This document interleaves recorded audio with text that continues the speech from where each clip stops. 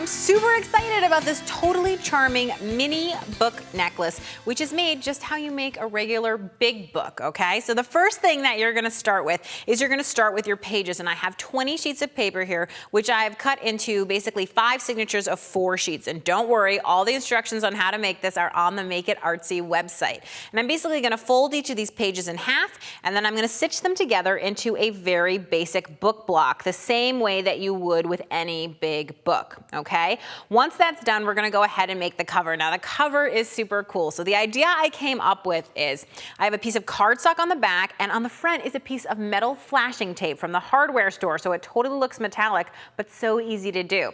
And what I'm gonna do is I'm gonna take that and I'm gonna use an embossing folder, and I'm gonna go ahead and run that through a die cut machine, and what's gonna happen is I'm gonna end up with this incredibly cool textured metal looking piece. So then I simply add some creases for the spine, and how you do that is you just take a ruler and you go ahead with your bone folder and you create the creases, and when you're done you have this really cute little cover. So now we're ready to turn our book into a necklace. So the first thing you need to do is create the hole so that it has somewhere to hang. So you're gonna go ahead and near the top, not too close to the edge, I'm gonna place my hole punch, take my hammer, give it a couple whacks, and boom, I have a hole right through it. So now what we need to do is we need to set an eyelet.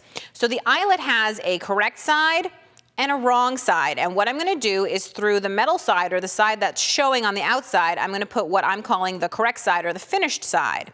And I simply place that wrong side up, place the hole over it. Then I'm gonna take my eyelet setter, I place the little tip into the hole like so, and I'm gonna give it a couple good whacks.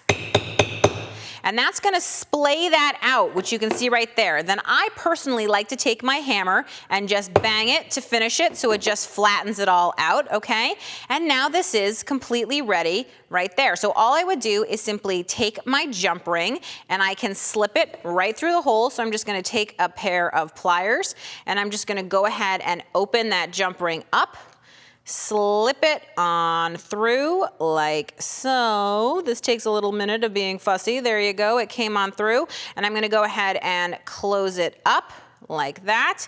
And then I'm ready to go ahead and glue in my book block. So in order to do that, what I'm gonna need to do is I'm gonna need to put some end papers in. So I thought this was kind of a fun joke. I actually took some book pages, cut them up, and I would simply go ahead and place some adhesive on this side, put in my little end pages like this, fold it up, and guess what? If we look over at the finished book necklace, you can see there they are, holding that book block into the book, those beautiful end papers, and now my tiny miniature book is ready for action. You could put drawings, photos, anything that you wanted into it, and you can wear it around as a beautiful, adorable keepsake.